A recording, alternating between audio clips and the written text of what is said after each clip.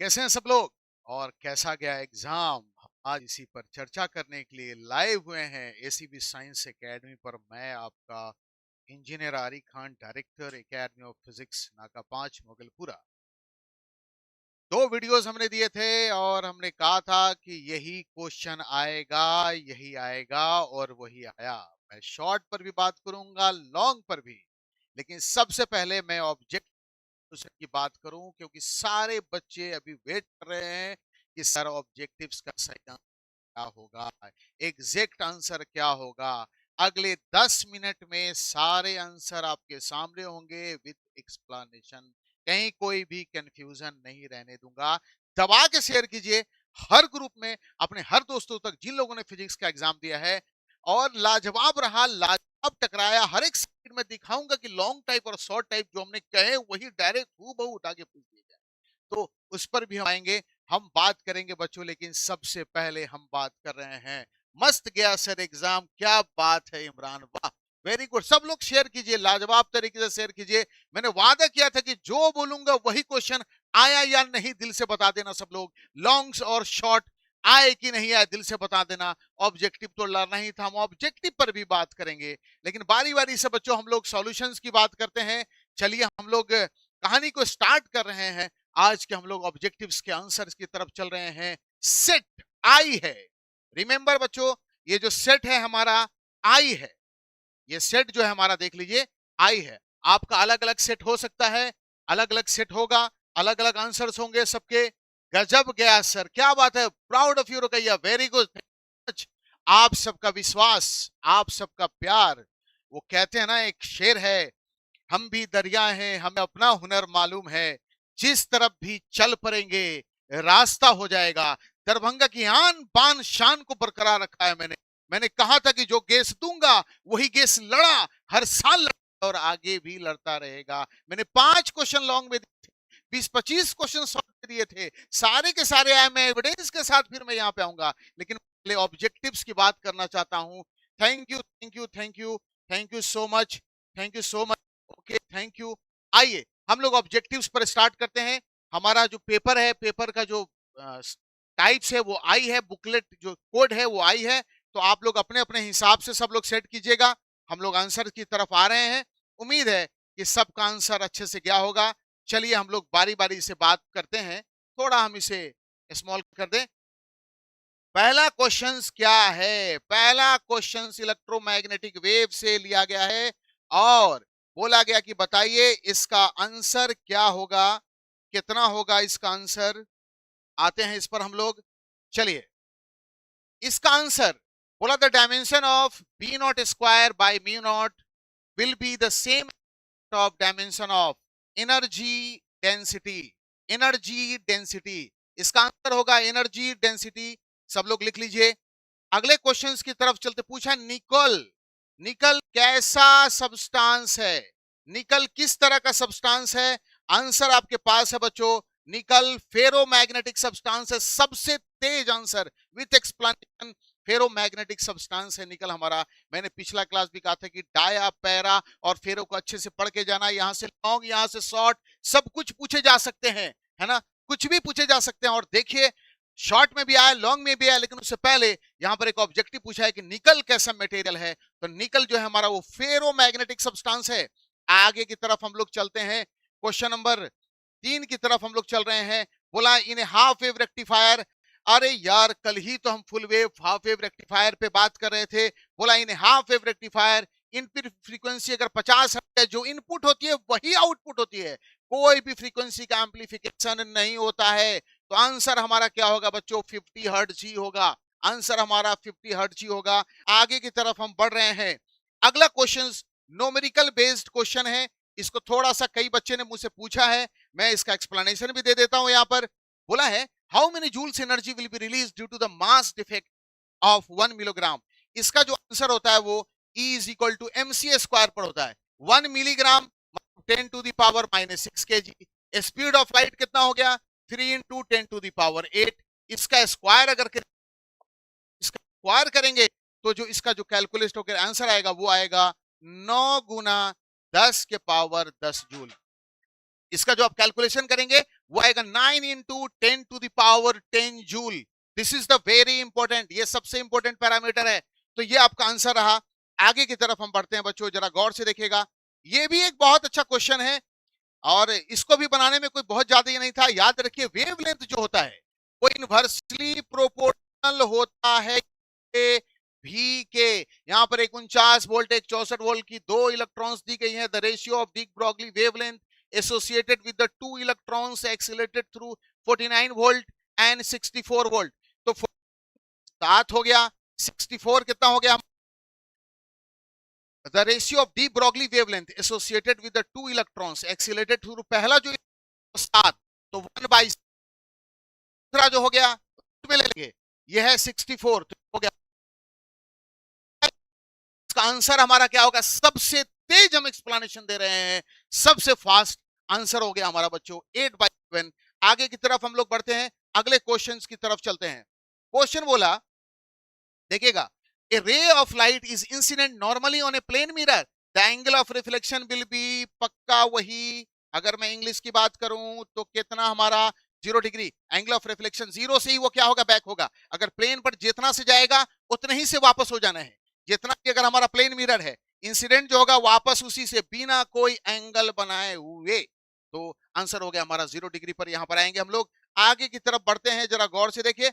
अगला क्वेश्चन ये मैंने पढ़ाया था और मैंने कहा था कि भाई कंस्ट्रक्टिव और डिस्ट्रक्टिव इंटरफेरेंस में फेज डिफरेंस और पार्ट डिफरेंस के बीच का रिलेशन देखना। आप लोग को पढ़ाया था कि फेज डिफरेंस मैंने बता दिया था, ये बराबर 2π/λ इनटू पाथ डिफरेंस। आपसे यही पूछा था कि रिलेशन क्या होगा, डेल एक्स की वैल्यू क्या होगी। तो यहां से डेल एक्स बराबर हम यहां से लिख सकते हैं पार्ट डिफरेंस बराबर डेल फाई इंटू लैम्डा, और बाई क्या हो गया 2π।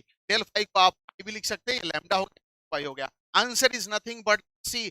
जल्दी जल्दी सब लोग जुड़ते चलिए, जल्दी जल्दी सारे बच्चे जुड़ते चलिए, है ना। मैं यहाँ पर एक्सप्लेन कर रहा हूँ सारी चीजों को। आपने कोई आंसर किया ऑब्जेक्टिव, अगर कोई डाउट्स है, मैं सारे को एक्सप्लेनेशन के साथ पढ़ रहा हूँ। तो इसका आंसर क्लियर हो गया। आगे की तरफ बढ़ रहे हैं।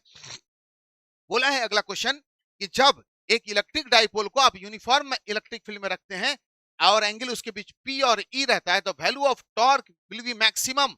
बच्चों टॉर्क फॉर्मूला होता है PE साइन थीटा। ये मैक्सिमम कब होगा? थीटा की वैल्यू 90 डिग्री हो, और जब ये 90 डिग्री होगा तो फिर आंसर जो है हमारा वो 90 के हिसाब, तो answer is 90 degree. Answer is 90 degree. तो ये हमारा आंसर है बच्चों, ये हमारा आंसर 90 डिग्री का है। ठीक है, आगे की तरफ हम लोग बढ़ रहे हैं फटाफट। सबसे तेज आंसर किया जा रहा है यहां पर, सबसे तेज आंसर किया जा रहा है। A circular loop of radius r carries A current I, it's magnetic dipole moment. बच्चों सर्कुलर लूप का मैग्नेटिक डाइपोल मोमेंट होता है I into area of loop, है ना। अब लूप ही है भाई, तो उसका एरिया कितना होगा? पाई आर स्क्वायर, या कैपिटल आर ले लो। अगर कैपिटल आर दिया तो यहाँ पर कैपिटल आर का स्क्वायर, तो आंसर हो गया पाई आई कैपिटल आर स्क्वायर। तो ये हमारा आंसर था इसका। आगे की तरफ हम बढ़ रहे हैं। अगला है, ओए होए होए होए, मैंने कल भी कहा था कि भाई कंपाउंड माइक्रोस्कोप और टेलीस्कोप को बहुत अच्छे से पढ़ते हुए जाना। सब लोग जम करके शेयर कीजिए, हर ग्रुप में शेयर कीजिए। आरी खान आपका एप्रोप्रिएट एक्सप्लेनेशन, एक ऑब्जेक्टिव को एक्सप्लेन कर रहा हूं मैं यहाँ पर।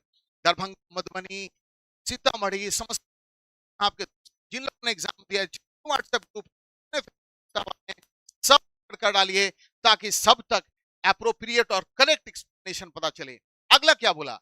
When the tube length of microscope, microscope का ट्यूब लेंथ को अगर इंक्रीज कर दिया जाए तो मैग्नीफाइंग पावर क्या होगा? डेफिनेटली मैग्नीफाइंग पावर उसका क्या होगा? इंक्रीज करेगा। ट्यूब लेंथ के साथ एल अगर इंक्रीज करेगा, यहाँ पर ये ऑब्जेक्टिव होती है और ये हमारा आईपीस होता है, इसके बीच के लेंथ को हम ट्यूब लेंथ कहते हैं। अगर आप इसको इंक्रीज करेंगे तो इसका मैग्नीफाइंग पावर क्या होगा? हमारा इंक्रीज करेगा। आगे की तरफ बढ़ते हैं। ओए ओए ओए ओए, मैंने कहा भी था कल, मैंने एक्सरे का प्रोडक्शन कहा था। मैंने बोला था कि एक्सरे कैसे प्रोड्यूस होता है। कल मैंने कहा था कि इसको बहुत अच्छे से करके जाना, एक्सरे कैसे प्रोड्यूस होता है। बच्चों जवाब देखिए स्क्रीन पर है आपका। बोला है कि cathode ray are group of electrons, cathode ray are group of electrons. Cathode ray, वहीं से एक्सरे वगैरह का सारा एक्सप्लेनेशन था उसमें। तो कैथोड रे किस ग्रुप का है? इलेक्ट्रॉन्स का है। आगे की तरफ हम बढ़ते हैं। आगे बोला जा रहा है when a soap bubble is charged then it size, इसका साइज क्या होगा बच्चों? चार्ज के कारण वहां पर इंक्रीज कर जाएगा। तो बबुल का चार्ज इंक्रीज करेगा, बढ़ेगा। बच्चों मुझसे डिस्कस कर दिया कि गुरु जी डिक्रीज का भी नहीं, चार्ज के कारण वहां पर क्या होगा, सोप बबल का साइज इंक्रीज करेगा तो इंक्रीज करेगा। आगे की तरफ हम बढ़ते हैं। जो लोग लेट से जुड़े हैं जुड़ते चलिए, मैं फिर आपके हर क्वेश्चंस के आंसर को करूंगा। अब जरा गौर से देखो, लिखता है if the area of parallel capacitor is half, अगर ये पैरेलल प्लेट कैपेसिटर है, इसका कैपेसिटेंस क्या होता है बच्चों, इप्सिलॉन नॉट ए बटा डी होता है। बोला इसके एरिया जाए, ये तो टू हो गया, तो टी ऊंचे हो गया तो कैपेसिटेंस भी क्या हो जाएगा, हाफ हो जाएगा। कई बच्चे डबल वबल के चक्कर में पड़े थे, बिल्कुल नहीं, बिल्कुल नहीं। इसका आंसर हमारा क्या होगा बच्चों, हाफ होगा। चलिए हम आगे की तरफ बढ़ रहे हैं, बिना रुके हुए हम आगे की तरफ बढ़ रहे हैं। चॉक क्वाइल, ओए होए, मैंने कहा था सेल्फ इंडक्शन म्यूचुअल इंडक्शन, यहां से क्वेश्चन आ सकते हैं। चॉक क्वाइल किस प्रिंसिपल पर काम करता है, ये सेल्फ इंडक्शन पे काम करता है। चॉक क्वाइल सेल्फ इंडक्शन, कई लोगों ने म्यूचुअल कर दिया जो ट्रांसफार्मर वाला कॉन्सेप्ट था। चॉक क्वाइल किस इंडक्शन पे काम करता है, सेल्फ इंडक्शन पे चॉक क्वाइल काम करता है। चलिए सबसे तेज, इस पूर्वांचल का सबसे तेज आंसर एक्सप्लेनेशन मैं दे रहा हूं, मैं director academy of physics engineer आरी खान, नाका 5 मोगलपुरा। मैंने जो जो लॉन्ग टाइप क्वेश्चन किए थे मैं आपको प्रूफ दिखाऊंगा। जो पिछला लेक्चर मैंने आपको लाइव किया था और उसके बाद उससे पहले रिकॉर्डेड डाला था, वहीं से सारे क्वेश्चन आए। मैंने सिर्फ 25 क्वेश्चन लॉन्ग किए थे, सारे क्वेश्चन वहां से आ गए। 35 क्वेश्चन के लगभग शॉर्ट किए थे, सारे क्वेश्चन वहां से आ गए। ये सब ऊपर वाली की कृपा है, आप सबका प्यार है, आप लोगों की दुआएं हैं। आगे बढ़ता हूं मैं यहाँ पर। अगला क्वेश्चन है, जरा गौर से देखिएगा। बोला the surface charge density of surface of two conducटिंग R1 R2, गौर से देखना, R1 R2 are equal the ratio of electric field intensity. इसकी रेशियो के अगर रेडियस अगर इक्वल है तो बोला कि इलेक्ट्रिक फील्ड इंटेंसिटी उसके सरफेस का क्या होगा, वो भी इक्वल होगा, वो भी इक्वल होगा। बच्चों ध्यान से सुनिएगा, बोल दिया था कि दो गोला है, दो गोला है ना, और बोला कि इसके सरफेस चार्ज डेंसिटी इसकी सिग्मा 1 है और इसकी सिग्मा 2 है, जिस और रेडियस उसका दे दिया है R1 और इसका रेडियस दे दिया है R2। बोला the ratio of electric field intensity of the surface क्या होगा, तो जवाब हमारा क्या रहेगा यहाँ पर, 1:1 होगा, 1:1। अगले क्वेश्चन की तरफ चलते हैं, ध्यान से सब लोग देखते चलना। ओम्स का नियम कब लागू नहीं होता है, ओम्स का लिमिटेशन ही है, अगर टेम्परेचर कांस्टेंट नहीं रहेगा तो ओम्स लॉ नहीं लागू होगा, उसके शेप एंड साइज कांस्टेंट नहीं रहेंगे तो ओम्स लॉ लागू नहीं होगा। मतलब अगर टेम्परेचर वेरिएबल है, टेम्परेचर अगर बदल रहा है तो फिर ओम्स के नियम लागू नहीं होते हैं। तो चेंज होगा तो वहां वो नॉन ओमिक कंडक्टर कहलाता है। ध्यान से रखिएगा सब लोग, ये आंसर था इसका। आगे की तरफ बढ़ते हैं। आगे क्या बोला गया, एक एग्जांपल ऑफ नेचुरल इलेक्ट्रोमैग्नेट है ना, इलेक्ट्रोमैग्नेटिक इंडक्शन। इलेक्ट्रोमैग्नेटिक इंडक्शन प्राकृतिक रूप से क्या एग्जांपल है, सामने आपके दिया हुआ है, लाइटनिंग स्ट्राइक्स, जो चमकती है लाइटनिंग स्ट्राइक्स, वही सबसे नेचुरल एग्जांपल है किसका बच्चों, इलेक्ट्रोमैग्नेटिक इंडक्शन का। अब अगला एग्जांपल है हमारा, अगला क्वेश्चन है अपचाई, यानी इसको इंग्लिश में अगर हम बात करें, विच quantity decrease in the step down transformer. Step up का वोल्टेज बढ़ाना होता है, number of turn secondary coil का ज्यादा होता है, प्राइमरी कॉइल का कम होता है। स्टेप डाउन में प्राइमरी कॉइल का नंबर ऑफ टर्न ज्यादा होता है, सेकेंडरी का कम होता है। स्टेप डाउन का मतलब होता है वोल्टेज को घटाना, वोल्टेज को घटाना। देखते चलिए सबसे फास्ट, तो ये हमारा क्या हो गया बच्चों, आंसर हो गया स्टेप डाउन ट्रांसफार्मर के केस में, ये हमारा वोल्टेज की बात हो रही है यहां पर। चलिए अगले क्वेश्चंस की तरफ चलते हैं हम लोग। नेक्स्ट क्वेश्चन बोला पानी का रेफ्रेक्टिव इंडेक्स दे दिया है। आय हाय हाय हाय मेरे बच्चों, ये रसगुल्ला सवाल था। रेफ्रेक्टिव इंडेक्स बराबर speed of light in vacuum to the speed of light in medium. बोला कि बताइए अगर रेफ्रेक्टिव इंडेक्स पानी का 1.33 है, 1.33, स्पीड ऑफ लाइट वाटर में कितना होगा, तो वैक्यूम में कितना है, 3 × 10⁸, और बट्टा में ये स्पीड ऑफ लाइट भी को इधर कर दीजिए आप, 3 × 10⁸, y क्या हो गया 1.33। जब आप इसको गुना भाग करते हैं तो इसकी जो आंसर आती है वो ये आती है 2.25 × 10⁸ मीटर पर सेकेंड। ये सिंपल कैलकुलेशन था। आप कहते हैं बिहार बोर्ड ने बहुत इजी क्वेश्चन पूछा है, इजी क्वेश्चन नहीं हो सकता है।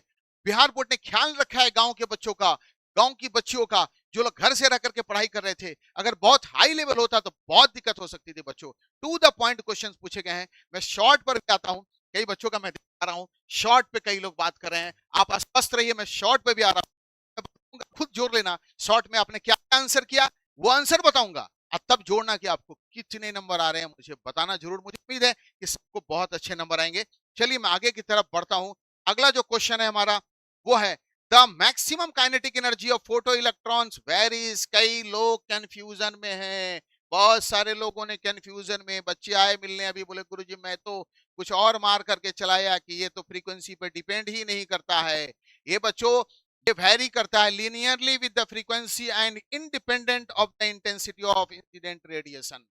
This is the Einstein law of photo electric effect के लॉ का ये पार्ट है, linearly with the frequency and is independent of the intensity of incident radiation। तो जिन लोगों ने गलत तुक्का लगाया था सही आंसर है ये, दिस इज बी।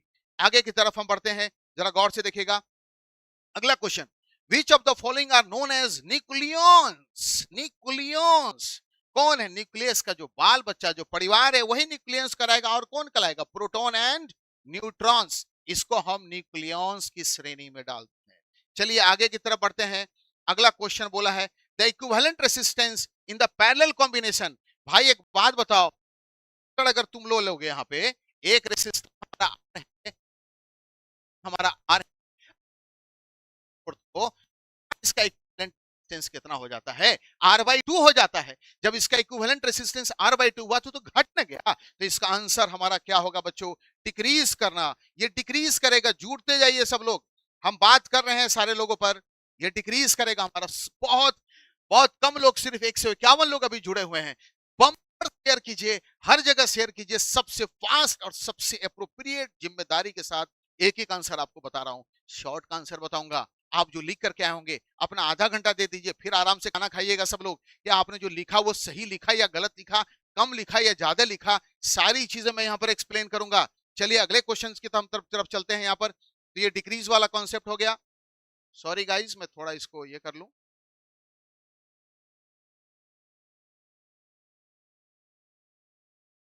आ जा रहा हूं मैं यहाँ पे, डिक्रीज के हो गए। अब अगले क्वेश्चंस की तरफ में आ रहा हूं। देखिए ये कितना अच्छा सवाल है, ये कितना बढ़िया सवाल है। बोला है सेलेनॉइड है ना, ये सेलेनॉइड हमारा, ये वाला सेलेनॉइड। बोला बताइए इसके अंदर मैग्नेटिक फील्ड कौन शकल का होता है? इनसाइड द सेलेनॉइड बोला है, आउटसाइड नहीं। इन तरह से जा रही मैग्नेटिक फील्ड में ऐसे उठ के आएगा, ऐसे उठ के आएगा, लेकिन हम इनसाइड की बात करेंगे। इनसाइड में ये पैरेलल हो जाता है एंड स्ट्रेट हो जाता है।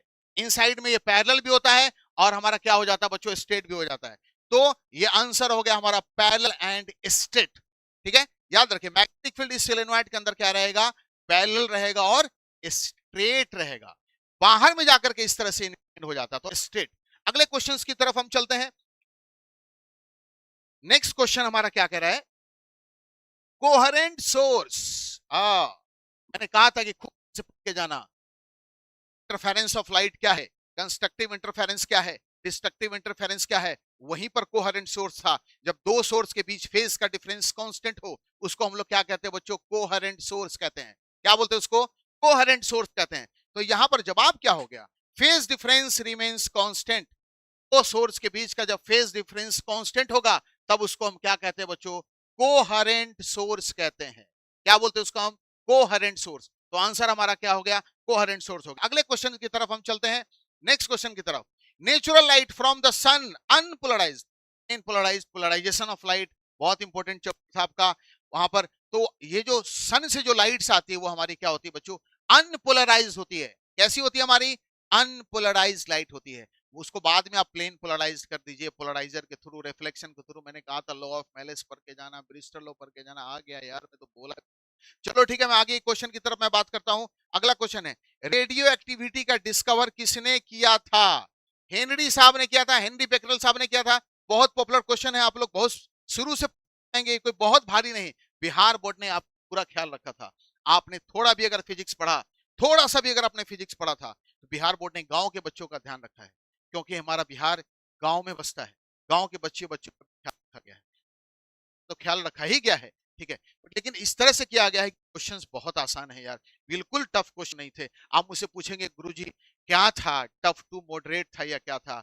कुछ नहीं था भाई, कुछ नहीं था, इजी टू मॉडरेट श्रेणी में था और कुछ भी नहीं था। तो आंसर क्या हो गया हमारा? हेनरी बेकरल की तरफ हम चलते हैं। नेक्स्ट क्वेश्चन, अगले क्वेश्चन की तरफ हम चले बच्चों। The example of broadcast mode communication. अच्छा, ब्रॉडकास्ट मतलब बातचीत होता है, रेडियो से भी ब्रॉडकास्ट है आपका, कोई प्रॉब्लम नहीं। टेलीफोन सॉरी टीवी से भी आपका ब्रॉडकास्ट, टीवी से भी आप न्यूज ब्रॉडकास्ट से भी आप नहीं सुनते हैं वहां से, लेकिन मोबाइल फोन से ब्रॉडकास्ट होता है या टेलीफोन से एक आदमी बात करता है, ठीक है, तो वो ब्रॉडकास्टिंग आएगा, तो टेलीफोन नहीं होगा, क्या क्या होगा, रेडियो होगा, और कौन होगा, टेलीविजन होगा। यानी answer is what, answer is D, both A and C, ये दोनों मिलाकर के आंसर हमारा क्या होगा, डी होगा। ये एक्चुअली में आंसर था। आगे की तरफ अगर हम बढ़ते हैं, किस उपकरण का उपयोग, which device use to voltage regulator, zener diode. Zener diode as a voltage regulator, बहुत पॉपुलर क्वेश्चन है भाई, zener diode as a voltage regulator. तो अगर हम इसकी अगर हम बात करते हैं बच्चों यहां पर, तो जरा गौर से देखिए, आंसर क्या होगा हमारा, जेनर डायोड होगा, जेनर डायोड। अच्छा, ये पूछा है, बताइए फोटोन का लीनियर मोमेंटम क्या होगा, फोटोन का लीनियर मोमेंटम की वैल्यू क्या होगी, तो फोटोन का जो लीनियर मोमेंटम होगा, मोमेंटम ऑफ फोटोन, वो h बाई लैम्डा होगा, नॉट sc बाई लैम्डा। किसी बच्चे ने गलत बना दिया, no no no no no no, सिर्फ एक फोटोन की बात कर रहा है, फोटोन की बात कर रहा, बोला इसका लीनियर मोमेंटम क्या होगा, तो h बाई क्या हो जाएगा हमारा बच्चों, लैम्डा हो जाएगा, ध्यान से रखिएगा। तो सही आंसर ये है sc बाई लैम्डा, बिल्कुल भी नहीं। अच्छा, ये जो क्वेश्चन है इसके बाद वाला हाइड्रोजन वाला, इस क्वेश्चन को देखिए, कई बच्चे कंफ्यूज थे, हमसे पूछ रहे थे कैसे होगा, मैं इसका आंसर कर दूं। बोला radius of lowest Bohr's orbit in hydrogen atom is R not, the radius of Bohr's second orbit. तो भाई सेकंड ऑर्बिट का रेडियस, सेकंड ऑर्बिट R2 बराबर, यही तो फॉर्मूला होता है, 2 के पावर स्क्वायर और फर्स्ट वाले रेडियस का, ऑर्बिट का रेडियस, तो 2 के पावर स्क्वायर तो हो गया 4, और साथ में क्या हो गया R0, तो जवाब हमारा क्या हो गया बच्चों, 4R0। कई बच्चे R0 के पीछे पड़ रहे थे, आंसर क्या होगा हमारा, 4R0। जुड़ते जाइए और शेयर करते जाइए सारे तक, जहां तक आप देख रहे हैं। मैं engineer Arif Khan, director academy of physics, आपके एसीबी साइंस एकेडमी के चैनल पर जिम्मेदारी के साथ सारे आंसर कर रहा हूं। अब शॉर्ट की बारी आने वाली है बहुत जल्दी, आप मिला लेना कि आपके शॉर्ट कितने सही हुए, क्योंकि बच्चे कंफ्यूज होते हैं कि पता नहीं कितना नंबर आएगा। आप अपने प्राउड गार्जियन को बोल पाइए कि पापा मैं इतना नंबर का बनाया गया हूं, मेरा इतना सही होने जा रहा है, ठीक है। आगे की तरफ मैं अगर बात करूं, तो अगला क्वेश्चन क्या है हमारा, वो देखिए, if the magnetic field is same, देखो यहां पर फ्लक्स का फार्मूला क्या होता है बच्चों, फ्लक्स बराबर बी ए कॉस थीटा, ये मैग्नेटिक फ्लक्स है। बी भी बढ़ाओगे तो फ्लक्स बढ़ेगा, एरिया बढ़ाओ फ्लक्स बढ़ेगा, थीटा चेंज होगा तो फ्लक्स चेंज होगा। बोला अगर एरिया लूप का अगर इंक्रीज कर दिया जाए, लूप के एरिया को अगर बढ़ा दें, कोई लूप है इसके एरिया को और बड़ा कर दें, तो एरिया बढ़ने से फ्लक्स क्या होगा हमारा, इंक्रीज कर जाएगा, तो आंसर हमारा क्या होगा बच्चों, इंक्रीज होगा। जुड़ते जाइए सब लोग यहां पर, अगले क्वेश्चन की तरफ हम चलते हैं। यहाँ पे the voltage of domestic AC is 220 volt, आपका घर में जो करंट है वो आरएमएस करंट है, आई नॉट बाई रूट टू। आपके घर में जो वोल्टेज है वो आरएमएस वोल्टेज है, वी नॉट या ई नॉट बाई रूट टू। यानी आपका जो वोल्टेज जो सप्लाई हो रहा है वो कौन सा है, रूट मीन स्क्वायर वोल्टेज है, रूट मीन स्क्वायर वोल्टेज है बच्चों, ये हमारा आरएमएस का। चलिए हम अगले क्वेश्चन की तरफ चलते हैं। The wave front due to a point source at a finite distance, देखो पॉइंट सोर्स से जो वेव फ्रंट बनता है हमारा, पॉइंट सोर्स से जो वेव फ्रंट बनता है वो इस तरह से बनता है, इस टन लाइक दिस। अगर आप इसको गोल कर लें, स्फेरिकल स्फेरिकल स्फेरिकल, तो answer is what, point source जो बनेगा वो कभी सिलेंड्रिकल वगैरह या प्लेन नहीं बनेगा, वो किस तरह का बनेगा, wave front, nothing but the spherical. चलिए हम अगले क्वेश्चन की तरफ चलते हैं, अगले सवाल की तरफ चलते हैं। फॉर डिस्ट्रक्टिव इंटरफेरेंस, मैंने पिछले ही क्लास कहा था कि बहुत अच्छे से करके जाना, देखो ना, एक फेज डिफरेंस पार्ट डिफरेंस का रिलेशन पूछ दिया, फिर एक डिस्ट्रक्टिव इंटरफेरेंस यहां से पूछ रहा है, कितना इंपॉर्टेंट है। डिस्ट्रक्टिव इंटरफेरेंस के लिए बच्चों जो पाथ डिफरेंस होना चाहिए, जो डेल एक्स की जो वैल्यू होती है हमारे डिस्ट्रक्टिव इंटरफेरेंस के लिए, वो क्या होती है देख लीजिए, डेल एक्स बराबर होता है 2n plus minus 1 into lambda by 2। तो यहां पर तो प्लस माइनस का नहीं दिया है, सिर्फ क्या दिया है, 2n प्लस 1 लैम्डा बाई 2। तो आंसर क्या हो जाएगा हमारा, 2n प्लस 1 लैम्डा बाई 2, ये हमारा आंसर है बच्चों। चलिए अगले क्वेश्चन की तरफ हम चलते हैं। अगला क्वेश्चन जो है वो है, in an electric field with intensity ई बराबर 0, ये देखिए कितना अच्छा क्वेश्चन है। In an electric field with intensity ई बराबर 0, the charge of potential v with the distance r will be what. मतलब बताइए कि अगर इलेक्ट्रिक फील्ड 0 है बच्चों, क्या बच्चे ने गलती किया, इस बच्चे ने से गलती कर दिया, नहीं, इलेक्ट्रिक फील्ड ई बराबर होता है dv बटा r। सब लोग सुनना, इलेक्ट्रिक फील्ड ई बराबर क्या होता है, माइनस dv बटा dr। मैं मैग्नीट्यूड की अगर बात करूं, इलेक्ट्रिक फील्ड 0 होने का मतलब है डीवी बटा डी आर बराबर 0, यानी डीवी बराबर 0। डी का मतलब चेंज, चेंज पोटेंशियल में जीरो, पोटेंशियल चेंज नहीं हो रहा, मतलब पोटेंशियल हमारा क्या है बच्चों, कांस्टेंट है। अब देखिए आंसर कौन सा हो गया हमारा, दिस इज कांस्टेंट, ये कांस्टेंट मतलब चेंज नहीं कर रहा है पोटेंशियल। बहुत बच्चों ने उल्टा पुल्टा लगा दिया है, ठीक है, तो इसका आंसर क्या हो गया, कांस्टेंट हो गया। अगले क्वेश्चंस की तरफ अगर हम चलें, who first explain the electromagnetic wave mathematically, Maxwell की थ्योरी है, मैक्सवेल ने लॉ दिया इलेक्ट्रोमैग्नेटिक वेव का। पूरे ब्रह्मांड हर जगह इलेक्ट्रिक और मैग्नेटिक फील्ड है और उसके ऑसिलेशन परपेंडिकुलर डायरेक्शन में होते हैं, तो इलेक्ट्रोमैग्नेटिक वेव का निर्माण होता है। मतलब सिंपल सी बात है कि ये मैक्स दिया था, तो इसका आंसर हमारा क्या होगा, जो मैक्सवेल होगा। अगले क्वेश्चंस की तरफ हम चलें, which factor of the following does not effect the resistance of a conducting wire. अब वायर का रेसिस्टेंस की बात करते हैं मेरे बच्चों, आर बराबर होता है रो इंटू एल बट्टा ए। रेसिस्टेंस टेम्परेचर के साथ कंडक्टर का बढ़ता है, लेंथ के साथ वेरी करता है, मटेरियल के साथ वेरी करता है, केवल नहीं वेरी करता है तो कौन, वोल्टेज के साथ नहीं वेरी करता है। तो फिर आंसर हमारा क्या होगा, वोल्टेज। आंसर हमारा क्या होगा, वोल्टेज, है ना। रेसिस्टेंस वोल्टेज के साथ, यहां पर इन पैरामीटर्स में नहीं, कंडक्टिंग वायर का नहीं वेरी करेगा। चलिए हम आगे की तरफ बढ़ते हैं। अगला question, when the electric dielectric is placed in an external electric field, ये डाइलेक्ट्रिक मटेरियल को अगर आप इलेक्ट्रिक एक्सटर्नल इलेक्ट्रिक फील्ड में रख देते हैं, the effective electric field inside the dielectric is what, electric field वहां पर क्या कर जाएगा बच्चों, हमारा डिक्रीज कर जाएगा, है ना। कई डाइलेक्ट्रिक को लेकर लोगों ने कहा रिमेन सेम, नो बिल्कुल नॉट, बिल्कुल भी नहीं। इलेक्ट्रिक फील्ड वहां पर क्या करेगा, डाइलेक्ट्रिक मटेरियल को अगर आप इंसर्ट कर देते हैं कहीं पर, कहीं इसी जगह पर, तो electric field, net electric field का मान क्या होगा, डिक्रीज करेगा, डिक्रीज करेगा और डिक्रीज करेगा। यानी ये एक्सटर्नल इलेक्ट्रिक फील्ड अंदर में इंड्यूस होता है, आपको उतना जानने की जरूरत नहीं है। नेट इलेक्ट्रिक फील्ड कम हो जाएगा, तो नेट इलेक्ट्रिक फील्ड हमारा क्या हो गया बच्चों, डिक्रीज कर गया। अब आगे की तरफ हम बढ़ते हैं अगले क्वेश्चंस की तरफ। नेक्स्ट क्वेश्चन बोला है, एक कैपेसिटर है, गौर से देखिए, आप आसानी से बना सकते हैं, जिसका कैपेसिटेंस सी बराबर दे दिया 1 microfarad, 1 into 10 to the power minus 6 farad, है ना। Kept at a potential V, potential difference V बराबर 1 volt, 1 volt between the plate. Charge on the capacitor कितना होगा, बोलो तो यार। C बराबर क्या होता है, Q बटा V। अब इससे आसान क्या होगा, Q बराबर C गुना V। C का मान हो गया 10 टू द पावर माइनस 6, ये तो 1 ही था, टू द पावर माइनस 6 को आप 1 माइक्रो कूलम लिख सकते हैं। तो आंसर हमारा क्या हो गया बच्चों, 1 micro coulomb. Answer is 1 micro coulomb. जुड़ते चले जाइए सब लोग। सबसे तेज, सबसे फास्ट आंसर एक्सप्लेनेशन के साथ यहां पर दिया जा रहा है। हम आगे की तरफ चलते हैं, अगले क्वेश्चंस की तरफ हम चलते हैं। जरा गौर से देखिएगा, रेडियस ऑफ हेलिक्स की बात पूछा गया है। देखो होता क्या है कि जब मैग्नेटिक फील्ड में कोई चार्ज पार्टिकल चलती है, जब मैग्नेटिक फील्ड हमारा, जब कोई चार्ज पार्टिकल चलती है बच्चों, तो वो मैग्नेटिक फील्ड के साथ अगर उसकी वेलोसिटी 90 डिग्री की बने तो वो सर्कुलर पाथ पर चलती है, और अगर 90 डिग्री की नहीं बने तो हेलिकल पाथ पर चलती है। और वहां से सेंट्रीपिटल फोर्स बराबर हो जाता है Q into V B. Centripetal force का फॉर्मूला होता है mv स्क्वायर बटा आर बराबर क्यू वी बी। यहाँ पर परपेंडिकुलर वेलोसिटी की बात करेंगे तो एक v से एक v कट गया, तो r बराबर हमारा कितना हो गया, जब गुना भाग कीजिएगा वहां पर v sine theta, perpendicular distance की बात करेंगे, बराबर mv बटा qb, और साथ में क्या होगा साइन थीटा, क्योंकि ये तो गोल के लिए है, radius of helix helical path के लिए यहाँ पर v साइन थीटा होता है, परपेंडिकुलर वेलोसिटी की बात होती है, तो इसका आंसर क्या होगा mv साइन थीटा, और बाई क्या हो गया बच्चों हमारा qb। अगले क्वेश्चंस की तरफ हम चलते हैं, नेक्स्ट सवाल की तरफ हम चलते हैं।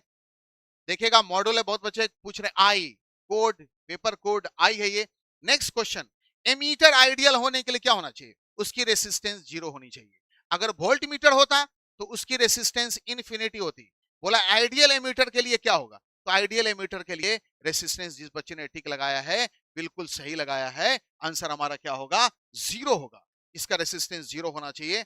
अच्छा, टेलीविजन के रिमोट इंफ्रारेड, ये तो बच्चा वाला बात है, IR इंफ्रारेड, इंफ्रारेड वेव का इस्तेमाल करते हैं रिमोट कंट्रोल के अंदर, सेंसर के अंदर, सेंसिंग एलिमेंट के रूप में, वहां पर जो वेव का इस्तेमाल होता है वो इंफ्रारेड वेव का प्रयोग होता है। अगले क्वेश्चंस की तरफ हम चले बच्चों। दूरदृष्टि, दूरदृष्टि long sight to remove hypermetropia lens is use convex, ये आपने 10th क्लास में भी इसको पढ़ लिया होगा बच्चों, ये 10th में रहा होगा, हाइपरमेट्रोपिया, मायोपिया वगैरह सारी चीजें, है ना। तो हाइपरमेट्रोपिया को हटाने के लिए हम इस लेंस का इस्तेमाल करते हैं, कॉन्वेक्स लेंस का इस्तेमाल करते हैं।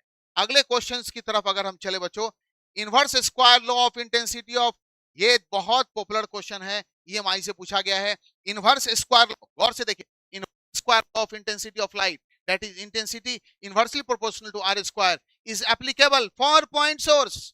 केवल किस तरह के सोर्स के लिए एप्लीकेबल बच्चों? पॉइंट सोर्स के लिए एप्लीकेबल है ये जो लॉ है इनवर्स स्क्वायर लॉ, केवल किस तरह के लिए? पॉइंट सोर्स के लिए वैलिड है। अगले क्वेश्चन, क्योंकि मुझे शॉर्ट क्वेश्चन भी आपको बताने हैं, ये देख लेना, ये कॉन्सेप्चुअल सवाल है। इसको अगर हम इसके इंग्लिश वर्जन की तरफ आए,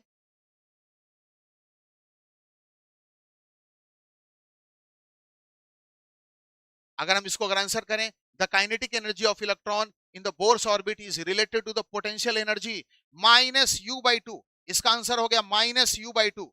अगर हम अगले क्वेश्चन की तरफ चलें, जरा गौर से देख लीजिएगा सब लोग, semiconductor is damage by the strong current due to excess of electron. इसका आंसर होगा due to excess of electron. अगले क्वेश्चन की तरफ अगर हम चलें, गौर से देखिएगा, बोला the valency of impurities element convert a germanium crystal into P type semiconductor. P type में यानी जर्मेनियम के साथ ग्रुप 3 का एलिमेंट को आपको जोड़ना पड़ेगा, यानी आंसर होगा बच्चों हमारा 3।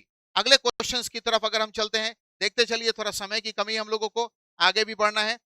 अगला क्वेश्चन है, in a communication system a repeater is use, ये combination of receiver and combination of transmitter.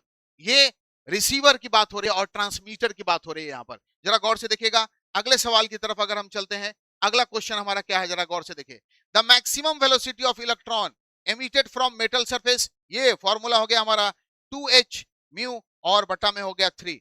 अगले क्वेश्चंस की तरफ अगर हम चलें, नेक्स्ट, थोड़ा समय की कमी है, आप लोगों को खाना पीना भी होगा, इसलिए मैं चाह रहा हूं कि जल्दी जल्दी खत्म हो जाए। If a bar magnet is cut into two equal pieces, transfers to its length, each piece lose magnetism, becomes single, नहीं, behave as a new magnet, जितना बार मैग्नेट को तोड़िएगा वो सब नया मैग्नेट जैसा बिहेव करेगा, तो आंसर होगा behave as a new magnet। Magnetic moment कम हो जाती है उसकी। अगले क्वेश्चंस की तरफ हम चलते हैं बच्चों, जरा गौर से देखिएगा, in an AC circuit, capacitance of the current from the difference is forward, मतलब लीड और लैग, मतलब करंट और वोल्टेज में क्या होता है, करंट डिफरेंस क्या होता है वोल्टेज और कैपेसिटेंस के लिए, मतलब करंट के लिए, तो फॉरवर्ड मतलब लैगिंग हो जाती है यहाँ पर, सॉरी लीडिंग होती है यहाँ पर, तो आंसर हमारा क्या होगा बच्चों? फॉरवर्ड होगा। अगले क्वेश्चन की तरफ अगर हम चलें, नेक्स्ट क्वेश्चन बस समाप्त हो रहा है। Capacitor is a perfect insulator for DC, DC को ये अपने से होकर के पास नहीं करने देगा, कैपेसिटर डीसी को कभी भी पास नहीं करने देता है। ध्यान से सब लोग सुनिएगा। अगले क्वेश्चन की तरफ अगर हम बात करें, विस्थापन धारा का मात्रक क्या होता है? विस्थापन, कोई भी करंट हो, कोई भी करंट हो, उसका जो यूनिट होगा वो एम्पियर ही होगा, तो इसका जो आंसर हो गया बच्चों वो हमारा क्या हो? एम्पियर हो गया, एम्पियर। इसका जो आंसर हो गया वो हमारा एम्पियर हो गया। चलिए अगले क्वेश्चंस की तरफ चलते हैं। नेक्स्ट क्वेश्चन क्या है हमारा, सूर्य के प्रकाश का स्पेक्ट्रम क्या होता है? तो सोलर स्पेक्ट्रम कंटिन्यूअस स्पेक्ट्रम होता है, इसका आंसर होगा कंटिन्यूअस, ये कंटिन्यूअस स्पेक्ट्रम है। चलिए हम अगले क्वेश्चन की तरफ चलते हैं। नेक्स्ट क्वेश्चन क्या कह रहा है हमारा, the field of view is maximum convex mirror में, field of view is maximum in convex mirror, convex mirror का फील्ड ऑफ व्यू क्या रहेगा हमारा बच्चों? मैक्सिमम रहेगा। जरा ध्यान से सब लोग जुड़ते चले जाइए यहाँ पर। आगे की तरफ बढ़ते हैं, अगले क्वेश्चन की तरफ हम लोग यहाँ पर, तो ये कन्वेक्स हो गया। अगला सवाल हमारा क्या है ये देख लेते हैं। आइए next question, the ratio of refractive index of red light to the blue light less than unity, less than unity इसका आंसर होगा। नेक्स्ट क्वेश्चन, नाभिकीय घनत्व क्या होता है? जरा गौर से देखिए, nuclear density is approximately independent of mass number, ये मास पर बिल्कुल भी डिपेंड नहीं करता है। चलिए अगर ट्रांजिस्टर की अगर हम बात करते हैं, क्या क्वेश्चन दिया है ट्रांजिस्टर में, आइए जरा देख लेते हैं।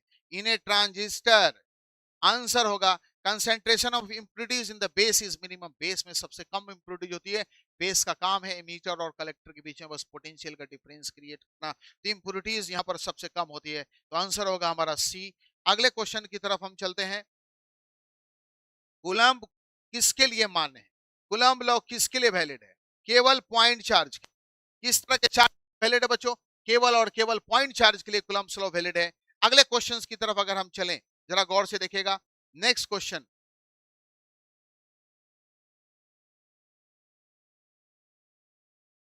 विद्युत फ्लक्स का एसआई यूनिट क्या होता है? Volt meter. इसका जो एसआई यूनिट है वो वोल्ट मीटर होता है ना। इलेक्ट्रिक फ्लक्स बराबर ई इंटू ए, तो वोल्ट मीटर और एरिया का हो गया मीटर स्क्वायर, एक मीटर मीटर कट गया तो यहाँ पर क्या हो गया? Volt meter. तो इसका जो इलेक्ट्रिक फ्लक्स यूनिट होगा वो हमारा क्या होगा बच्चों? वोल्ट मीटर होगा। उसका जो यूनिट होगा वो क्या रहेगा? Volt meter. अगले क्वेश्चंस की तरफ हम चलते हैं। A cell of internal resistance R is connected. Cell of internal resistance R is connected to an external resistance R. The current will be maximum in R. जब दोनों आपस में क्या हो जाए? बराबर हो जाए। जब दोनों इक्वल बराबर होगा तभी करके क्या होगा? इंटरनल रेसिस्टेंस बैटरी के लोड जब बराबर होगा, रेसिस्टेंस, करंट हमारा क्या हो जाएगा?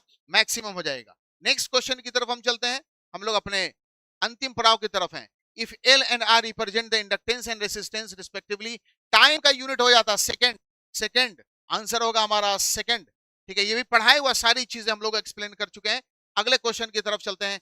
इन a metallic conductor current is carried by free electron. Conductor में फ्री इलेक्ट्रॉन की वजह से करंट होता है। अगले क्वेश्चन की तरफ चले।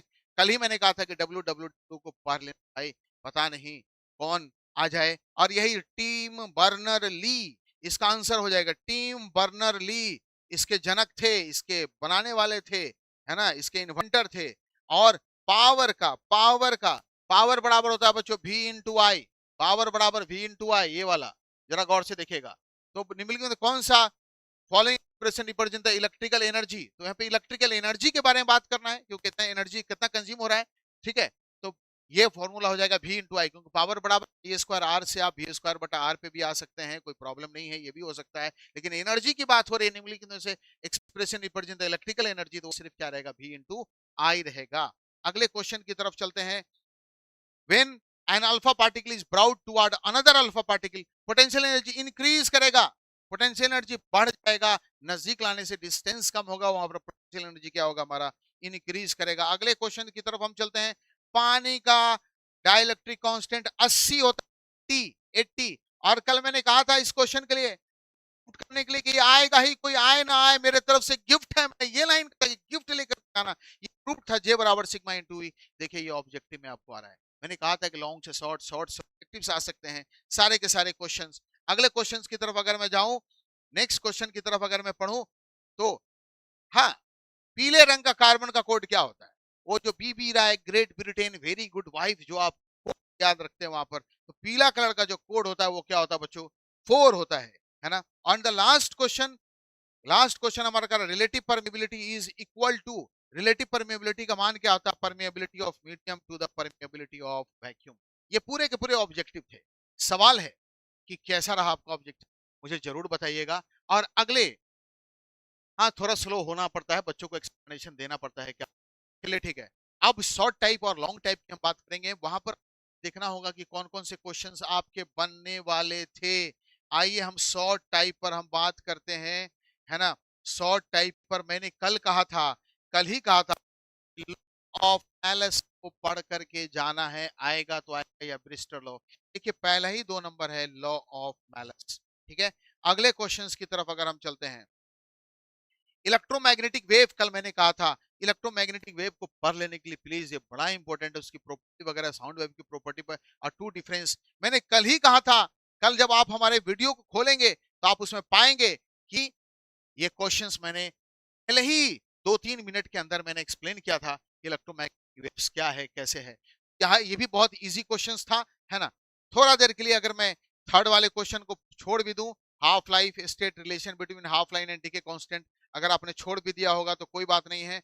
Right the dimension formula of permittivity of free space, free space का परमिटिविटी और यूनिट भी पूछा है कि इसका यूनिट और डायमेंशन क्या होगा परमिटिविटी ऑफ फ्री स्पेस का, है ना। तो ये इसका बताइए कि भाई इसका यूनिट क्या होगा। डायमेंशन बहुत आसान था, मैंने कल ही कहा था, और परसों वाले लॉन्ग टाइप में भी कहा था कि ये गेट, दोनों गेट को खूब अच्छे से पढ़ना, और गेट एंड गेट।